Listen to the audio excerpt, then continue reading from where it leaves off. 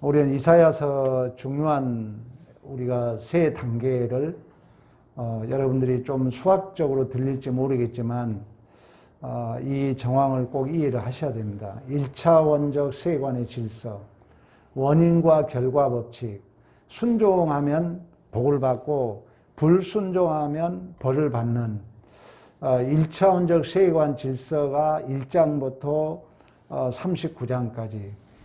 그래서 이제 1차원적 세계관 우리가 실패했잖아요. 우리가 율법에 실패했잖아요. 실패해서 우리가 죄의 종이 되었던 것처럼 이제 이스라엘 백성들이 바벨론 포로의 종이 된 것입니다.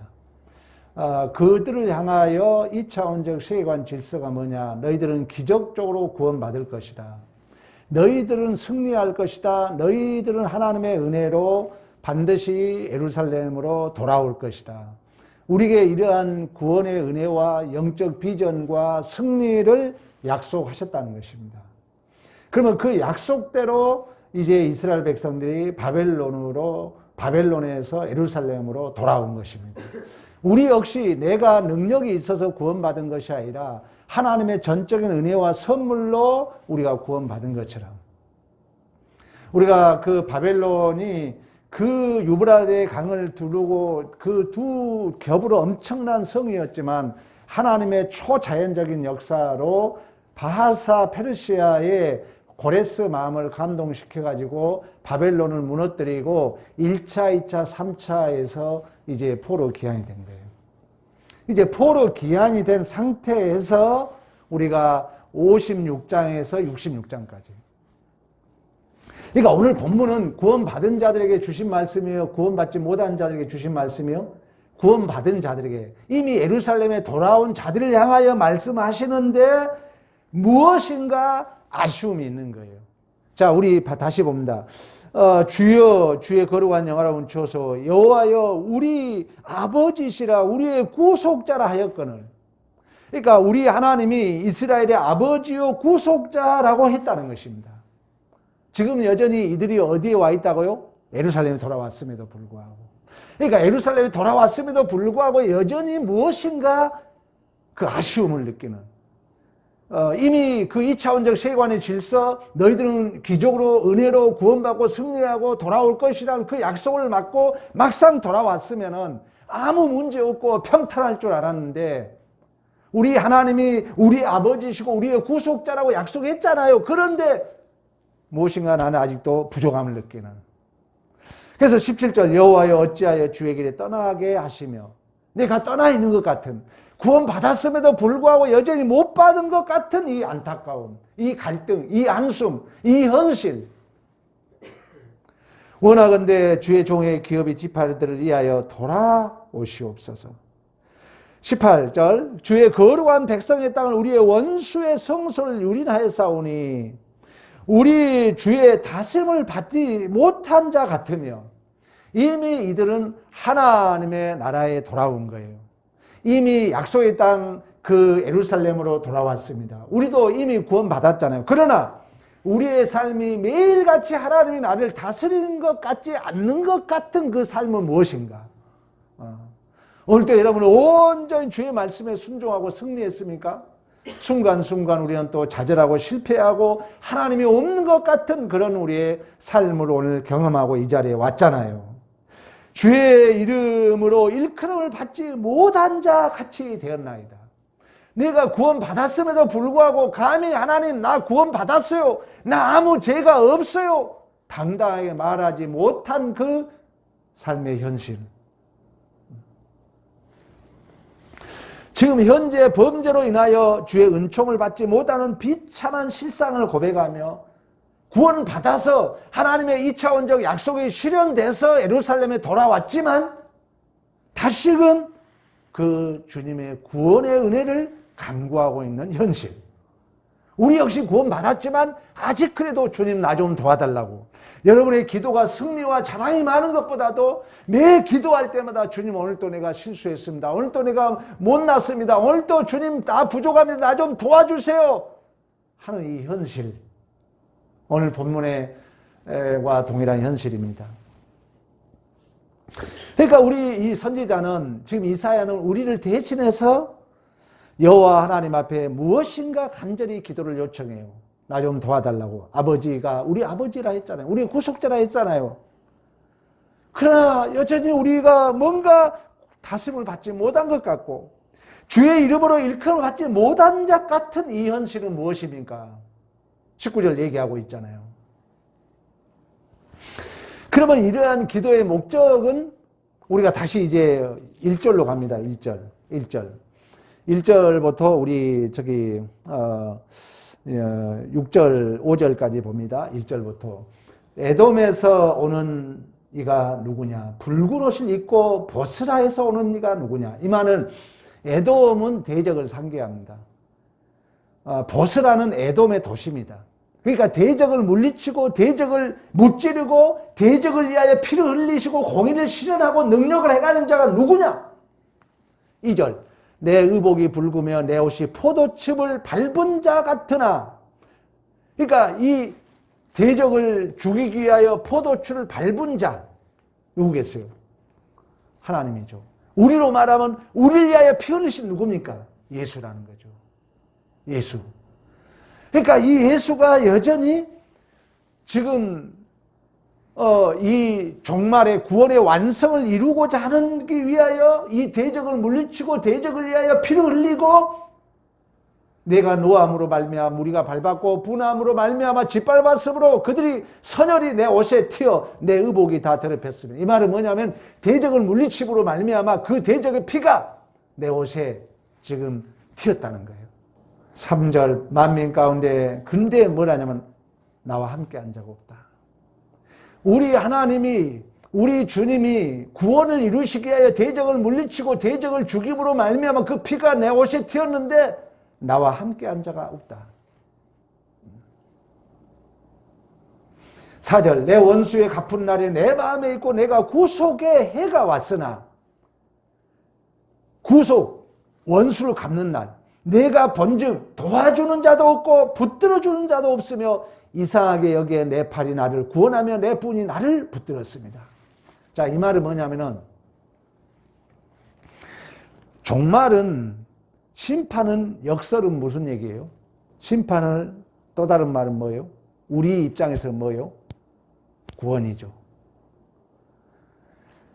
우리 주님이 피를 흘리셨다는 대적을 물리쳤다는 것은 우리의 구원을 얘기하고 있잖아요.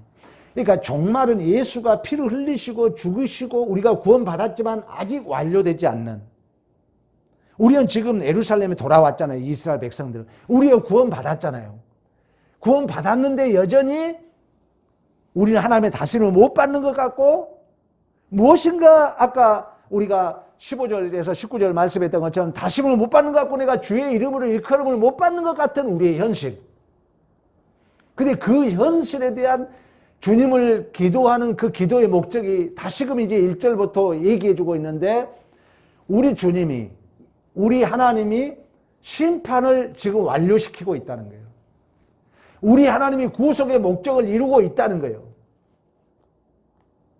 이 현실이 여러분 어떤 현실이냐면 이미 이루었지만 지금 이루고 있는 이 구원의 현실. 이미 그들이 예루살렘에 돌아와서 이 느끼는 갈등, 우리가 이미 구원받았지만 우리 주님이 여전히 구원의 완성을 이루어가고 있지만 주님 홀로 서 있는 것 같은 현실. 그래서 우리를 초대하고 있는 거죠, 사실. 엄밀히 말하면. 그러니까 그 하나님의 구원을 이루시는데 아무도 동참한 자가 없는 것 같은 지금 주님의 한탄을 얘기하고 있는 것입니다. 그런 차원에서 이제 우리가 방금 14절, 15절부터 19절까지 읽었던 것처럼 이사야가 우리를 대신해서 기도하는 거예요. 그 구원의 동참에 우리 하나님께서 우리가 1절부터 6절까지 읽었던 것처럼 하나님께서 대적을 물리치시고 피가 터져 내 옷에 묻었고 그 구원의 완성을 목적을 이루어 가는데 아무도 없는 것 같은 현실. 그 속에 내가 다짐을 못 받는 것 같고 주의 이름이라 일컬음을 못 받는 것 같은 우리의 현실. 그걸 지금 얘기하고 있는 것입니다. 이스라엘 백성들이 예루살렘에 돌아왔지만 여전히 그 원주민과의 갈등, 성전을 짓는데 16년 방해가 돼가지고 스가랴와 학개 선지자가 와서 야 너희 집은 뻔들이 지어놓고 이 성전은 뭐냐, 이 책망을 통해서 다시금 16년 중단되었던 성전이 다시 세워졌던 것처럼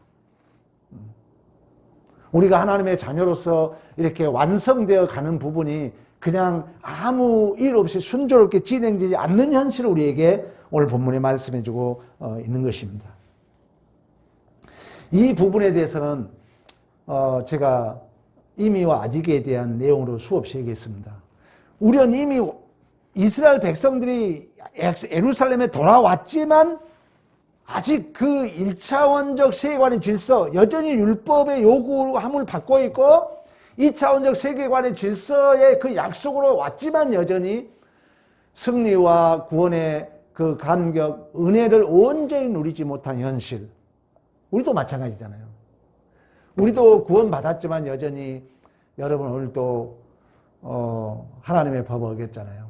온전히 여러분 이웃을 사랑했습니까? 못했잖아요. 우리가 구원은 받았지만 여전히 구원의 승리의 기쁨과 감격을 우리가 누리지 못했잖아요. 그게 왜 그러냐는 얘기예요. 왜 그래요? 왜 우리 구원 받았는데도 아직 못 누리고 있을까요? 잠깐 얘기했잖아요. 이미 이루어졌지만 아직 완료되지 않았기 때문에. 자, 하나님의 이 종이 성경 여러분 이미 여기 봐봐요. 성경이 시간과 공간에 완료됐잖아요. 이걸 펼치면 창세기부터 계시록까지 있잖아요. 근데 그 과정에 있기 때문에 아직 우리는 책임으로 은혜로 구원은 받았지만 아직 이미 하나님께서 우리에게 2차원적 세계관의 약속을 우리에게 해주셨지만 그 약속으로 우리가 예루살렘에 돌아왔지만 우리가 구원받았지만 아직이라는 역사 속에 미완료라는 게 있기 때문에 우리는 여전히 1차원적 세계관의 질서 그 책임이 나에게 있다는 거예요. 내가 축구 선수 금메달리스트 운동장에 들어왔으면 가만히 앉아서 금메달 딴 게 아니라는 거예요. 이제 운동이 시작되었기 때문에 이미 너희들은 승리할 것이라고 보장돼서 우리가 운동장에 들어왔기 때문에 이제 운동장에 들어온 자는 가만히 앉아서 그냥 금메달 따는 것이 아니라 이제 여전히 열심히 뛰어야 되고 달려다녀야 되고 헌신해야 되고 예배 드려야 되고 기도해야 되고 여러분들이 순종해야 되고 그 책임이 여전히 그 은혜가 내 책임을 없애버린 것이 아니라 그 은혜로 말미암아 우리가 운동장에 들어왔지만 여전히 금메달 따기 위해서는 뛰고 땀을 흘리고 눈물을 흘리고 그 열심히 해야 될 책임이 우리에게 여전히 주어진 줄로 믿습니다. 그 책임이 여러분 짐이 아니고 부정적 의미가 아니라는 것입니다. 지금 구원을 이루어감에 있어서 이 말씀을 듣는 자리의 이 책임을 부정적으로 보면 안 된다는 거예요. 짐으로 여기면 내가 지금 금메달 따기 위해서 운동장에 들어온 선수가 짐으로 여기고 구차나하고 힘들다 하고 아니라는 거예요. 피나는 달리기를 해야 됩니다. 피나는 노력을 해야 돼. 왜? 나는 금메달리스트이기 때문에. 그 책임은 긍정적이고 적극적이고 또 이미 완료된 이미 이루어졌다고 말씀했던 것처럼 그 믿음 안에서 우리는 이 책임이 부정적인 책임이 아니라 폐쇄적인 책임이 아니라 소극적인 책임이 아니라 우리 주님이 그 약속이 이미 이루어졌지만 내 시간 속에 아직 이루어지지 않는 아쉬움은 있지만 이제 이루기 위한 그 나의 책임이 그 책임은 여러분들이 예배 시간 잘 지키고 직장에서나 여러분 모든 삶의 정황 속에서 하나님의 자녀로서 성실히 살아가는 그 책임이 부정적이지 않다는 거예요. 소극적이지 않다는 거예요. 외면할 부분이 아니라는 것입니다. 더 적극적이고 더 긍정적이고 더 소망적이고 그 참여가 영광이고 나에게 축복의 기회이고 나에게 특권이고 가치이고 복인 줄로 믿습니다. 이 개념이 없으면 신앙생활이 위선적으로 흐른다는 것입니다. 내 형편에 따라서 내 마음대로 하는 거죠. 이 반복, 제가 얘기했잖아요. 이 삶이 반복된 것 같으면 그 사람은 반드시 허무주의에 흐릅니다. 허무주의는 뭐예요? 그날이 그날 같거든. 이 얘기가 해석이 안 되니까. 내가 금메달 따기 위해서 처절하게 힘들어도 예배당 나와야 돼요. 와서 말씀 들으셔야 됩니다. 여러분들이 하나님의 자녀로 살려고 예를 쓰셔야 돼요. 여러분 성장하지 않으면 안 돼요. 이게 적극적이고 긍정적이고 영광이고 찬양이고 특권이고 기회예요. 축복의 기회입니다. 근데 이런 이제 가치가 못 느껴지면 예배당 가면 뭐예요? 그날 그 설교 허무주의잖아요. 허무주의면 이게 허무주의를 피하기 위해서 실존주의를 흘러요. 실존주의는 뭐예요? 자기 마음대로 살아버려요. 기분 좋으면 교회 안 오고 바쁘면 안 오고 자기 마음대로 살아버려요. 지금 한국교회 전부입니다.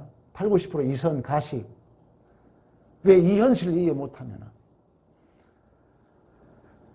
맨날 운동장에 뛰죠. 가장 그 운동선수들이 힘든 게 뭔지 아세요? 반복된 거예요. 반복해야 거기서 잘하기 때문에.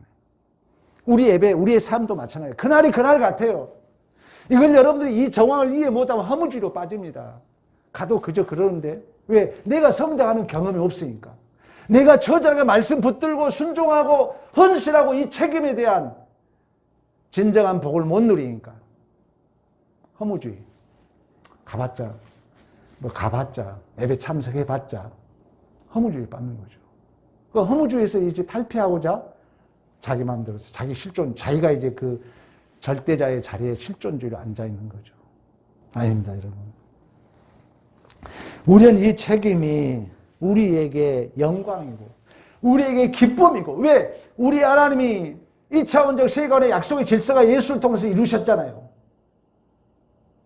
우리는 이 환란이 연단이 그 소망을 이루어 가신 줄로 믿습니다. 이 믿음이 있다면 힘들어도 말씀 듣고 내가 성장하고 말씀 붙들고 이 책임을 착실히 감당하는 것이 우리에게 축복의 기회이며 우리에게 자랑이며 영광이며 위로이며 소망이며 복인 줄로 믿습니다.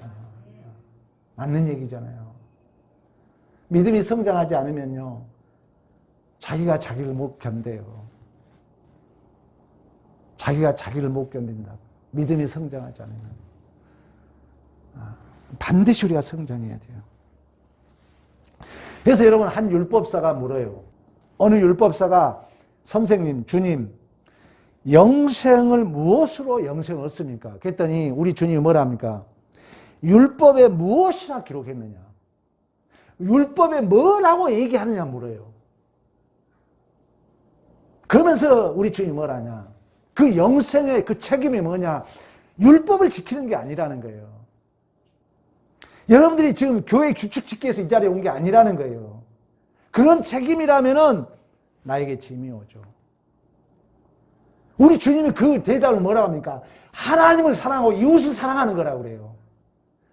그러니까 이 세계에서 가장 책임이 강한 게 사랑이잖아요, 사랑. 근데 사랑이 여러분, 사랑같이 적극적이고 긍정적인 게 어디 있습니까? 여러분 사랑해봤잖아요. 나도 우리 집사람 연애할 때요, 그때는 휴대폰이 없었어요. 휴대폰이 없으면 그 퇴근 시간 딱 맞춰 전화를 해야 돼요. 회사에서 전화가 잘 안 바꿔주니까. 먼 거리. 우리의 신앙의 책임이 그렇다는 거예요. 여러분, 예배드리고 교회 헌신하는 거 절대 여러분들이 적극적이고 긍정적이고 이 책임이 나에게 어떤 짐이고 부담이고 소극적이고 폐쇄적이고 부정적이고 큰일 납니다. 그런 것들이 여러분 후손들에게 보여주면요, 안 돼요. 정말 안 됩니다. 적극적으로 보여야 돼요. 긍정적으로 보여줘야 돼요. 교회 생활이. 그래야 후손들이 그래. 절대 우리의 책임은 여러분 폐쇄적이지 않습니다. 부정적이 아닙니다. 긍정적이요, 적극적이요, 축복의 기회입니다. 아니, 내가 지금 국가대표로 뽑혀가지고 금메달 따기 위해서 지금 축구선수 운동장에 나왔어. 얼마나 당당합니까?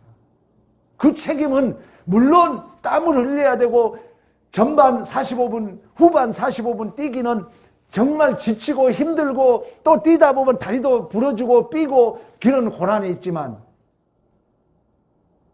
이 책임이 뭐라고요? 사랑으로 얘기하고 있다. 우리 주님이.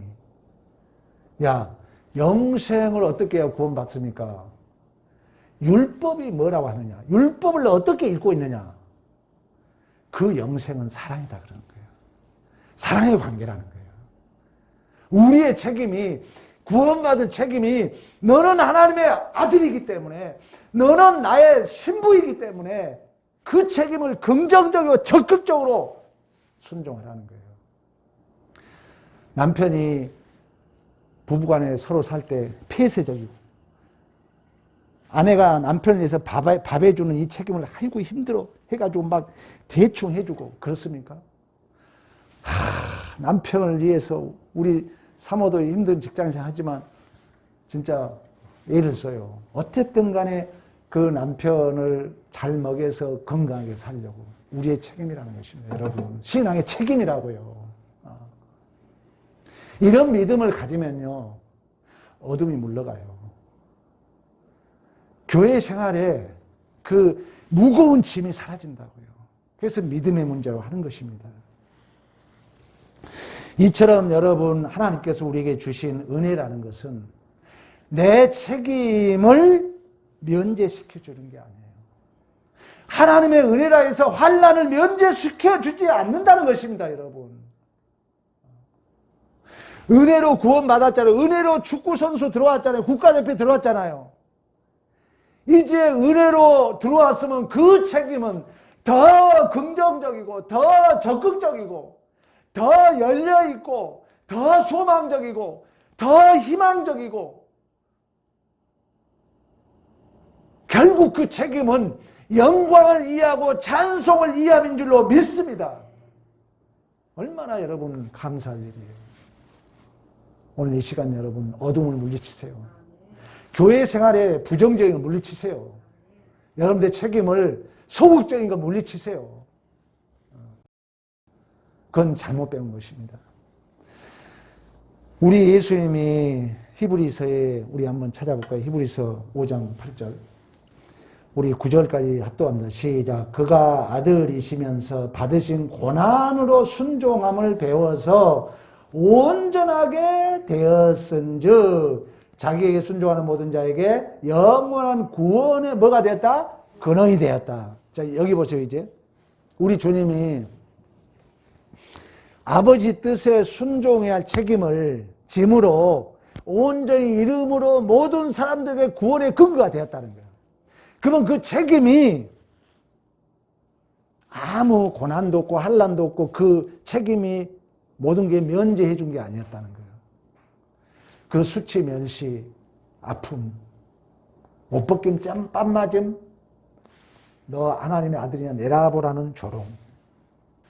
이제 사회생활 하다 보면은 우리의 책임이 때로는 기분 나쁠 때도 있어요. 마음에 안 들 때도 있어요. 사실 그런 게 많죠. 근데 성경 얘기는 내가 그런 얘기, 낯설음에 대한 요즘 내가 설교를 많이 하잖아요. 욥과 관계 속에서. 낯설면 일단 불편해요. 불편하면 우리는 그걸 회피하고 싶거든요. 내가 손해인 것 같아요. 새로운 어떤 문제가 발생되면 싫죠. 그래, 인문학에서 제가 얘기했던 것처럼 그 새로운 정황을 경험하지 않고 어떻게 내가 성장하겠습니까? 계속 정해진 규범, 이게 아니라니까요. 허무주의에 빠진다니까. 여러분, 예배 생활에 매일이 그날 같지만 그게 아니에요. 말씀이 내가 매일 똑같은 얘기 한 것 같지만 아닙니다. 저도 말씀 연구 많이 하거든요. 전달은 제가 잘 못하지만. 이걸 여러분들이 좀 더 긍정적으로 받아들이게 되면은 반드시 내가 참여하면 성장하게 돼 있습니다. 아니, 축구 선수가 금메달 딸 선수가 운동장에 들어왔어. 물론 힘들죠. 구경꾼하고 게임이 안 되죠. 구경꾼은 땀도 안 흘리고 구경만 하면 돼요. 구경꾼이 훨씬 편합니다. 그러나 선수로 들어온 자의 책임은 힘들죠. 때로는 마음에 안 들 수 있어요. 때로는 그 환경에 비가 오고 아주 안 좋은 환경일 수도 있어요. 그러나 여기 보세요. 이미 이루었다 했겠죠. 이미 예수께서 이루셨던 것처럼 하나님의 시간은 하나입니다. 하나님의 시간은 하나예요. 그래서 우리가 욥기 요즘에 여러분 많이 이해하고 있잖아요. 그 과정 한 시점만 전부로 여기지 말라는 거예요. 그래서 내가 답을 찾지 말라 그랬어요. 하나님의 시간은 하나예요. 근데 그 하나 속에 우리는 과정이 있는 거예요. 이미와 아직의 과정 속에. 그러면 우리가 이미 이 믿음을 가지고 있다면 이미 완료된 그 구원을 우리는 이미에서 믿음으로 소유한 거예요. 그래서 이 과정에 나의 책임이 때로는 힘들고 때로는 불편하고 때로는 내가 손해이고 내가 마음에 안 든다 할지라도 우리 주님이 그 구원의 책임을 끝까지 감수함으로 온전케 하심으로 모든 사람들의 구원의 근원이 되었던 것처럼 우리도 우리의 책임을 소극적이고 부정적이고 폐쇄적으로 볼 것이 아니라 더 긍정적이고 적극적이고 나에게 축복의 기회이고 나에게 승리의 기회라는 이 믿음 안에 우리는 기꺼이 그 헌신, 그 순종, 그 희생을 기쁨으로 감당해야 될 줄로 믿습니다. 그래서 우리 본문 7절, 8절이 다시 돌아와서 마치겠습니다. 7절에 그래 내가 여호와께 우리에게 베푸신 모든 자비와 그 찬송을 말하며 사랑을 따라 그 많은 자비를 따라 이스라엘 집에 베푸신 큰 은총을 말하리라. 이 은총은 이루어졌다 안 이루어졌다? 이루어졌지만 또 지금 이루어지고 있고 이루어질 줄로 믿습니다. 아브라함의 하나님, 이삭의 하나님, 야곱의 하나님 그 2차원적 세관 질서가 은혜와 사랑과 능력으로 이루어졌던 것처럼 예수께서 이 땅에 이루신 이 2차원적 세관의 그 은혜의 기적인 하나님은 동일한 하나님. 아브라함의 하나님, 이삭의 하나님, 야곱의 하나님은 스스로 계신 하나님. 내가 보기에 환경이 불편하고 낯설 뿐이지만 하나님은 동일한 하나님이신 줄로 믿습니다. 그래서 7절에 그 얘기를 하는 거예요. 은총을 말하리라. 실로 나의 백성이요. 8절 거짓 행하지 아니한 자녀이고 그들의 구원자가 되사 모든 환난에 동참하사 자기 앞에 사자로 하여금 그들을 구원하시며 그 사랑과 그 자비로 그들을 구원하시고 옛적 모든 날에 그들을 안으셨으나 그들이 반역하여 주의 성령을 근심하였으므로 그들에게 대적이 되사 전혀 그들을 치셨더니만 그 말은 뭐예요? 그들이 하나님의 자녀였지만 실수해서 또 그들이 종이 되었지만 다시금 하나님이 그들을 구원해 하셨던 것처럼 11절 백성의 옛적 모세 때를 기억하며 이르되 백성과 양떼 목자를 바다에서 올라오게 하신 이가 이제 어디 계시냐? 그들 가운데 성령을 두신 이가 이제 어디 계시냐? 그의 영광의 팔이 모세의 오른손을 이끄시며 그의 이름을 영원하게 하려 하사 그 앞에 물을 갈라지게 하시고 지금 그 출애굽 여정을 다시 지금 오버업 시키고 있는 거예요. 그들의 기품으로 인도하사 광야에 있는 말같이 넘어지지 않게 하시니가 어디 계시냐? 여호와의 영이 그들을 골짜기로 내려가는 가축같이 편히 쉬게 하셨도다. 주께서 이와 같이 주의 백성을 인도하사 이름을 영화롭게 하셨나이다 하였느니라. 할렐루야. 자, 여러분 영광과 찬송을 우리 주님이 받잖아요. 빌립보서 뭐라 합니까? 높고 높은 보좌를 버리시고 그가 죽기까지 복종하심으로 만물이 그를 무릎을 꿇게 하고 하나님께 영광이 됐다 그러잖아요. 다시금 에베소서에 뭐라 합니까? 이미 다 했던 내용이에요.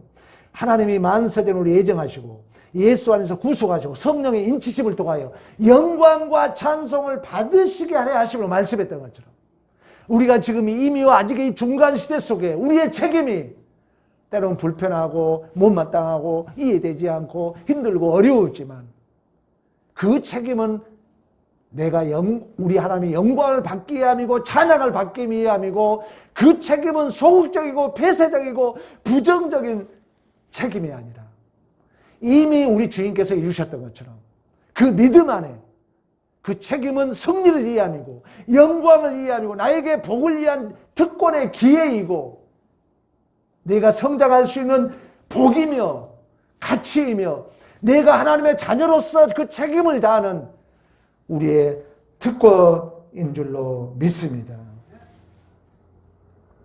그러므로 여러분, 이 책임은 막연하게 무엇을 이해함이 아니라 하나님의 목적하심이 뭐라 했어요? 내가 성장함에 있다는 거예요. 하나님은 내가 그러니까 언약의 내용이 너를 자녀 만들겠다는 거예요. 그 자녀의 모델은 예수고 예수가 그 자녀로서의 이 땅에 시간적 공간적 실체로 보여주고 부활 승천하셨어요. 이제 진리의 영 성령이 실제적이고 주도적이고 대표적이고 원동력이 되어서 신적 화증 신적 보증이 내 안에 되셔서 여러분들을 예수 닮은 자로 도와주고 있는 것입니다. 예수 닮은 자로 내가 우리 주님이 이루어가고 계신 줄로 믿습니다. 여러분들 솔직히 오면은 저도 마찬가지예요. 내가 주님 이렇게 승리했습니다 보다도 회개 기도가 더 많잖아요. 더 자책, 한숨 이런 게 더 많잖아요. 당연한 것이에요. 왜? 우리 스스로 구원을 받을 수 없기 때문에. 그래서 우리는 하나님이 은혜로 이제 우리를 구원시키시고 너가 이제 금메달 딸 수 있는 실력을 가지라는 거예요. 너 가지의 열매를 맺을 수 있는 자로 너가 되라는 거예요. 그런 하나님의 은혜의 방편으로 우리에게 여러분에게 신앙의 모든 책임을 우리에게 주신 줄로 믿습니다. 우리 주님이 그 책임을 십자가에서 어떻게 감당했는가를 기억하면서 여러분 교회뿐만 아니라 직장 생활도 마찬가지죠. 어떤 책임이 나에게 주어지든 좀 불편하더라도 그걸 성실히 감당할 때 내가 성장하잖아요. 그 목적은 내가 성숙에 있다는 거예요. 근데 우리 장로님 자주 우리 권사님 예를 드는 것처럼 그 참 건축 일이 얼마나 힘듭니까? 그 험한 세월을 견뎌서 이 자리에 오는 것처럼 우리의 신앙도 하나님이 그 책임을 준 이유는 가장 중요한 목적은 뭐냐? 내가 성장하는 데 있다는 거예요. 꼭 믿음이 여러분 성장해야 됩니다. 여러분이 더 넓어져야 돼요. 더 깊어져야 돼요. 나이가 먹을수록 우리가 더 깊어져야 됩니다. 그래서 내내 교회 폐허가 이미 이루었다함도 아니요 잡았다함도 아니요 나는 날마다 쫓아가노라. 이러한 여러분의 적극적이고 긍정적이고 나의 축복의 기회로 주신 이 책임을 외면하지 않는 참 승리자가 되기를 간절히 축원합니다.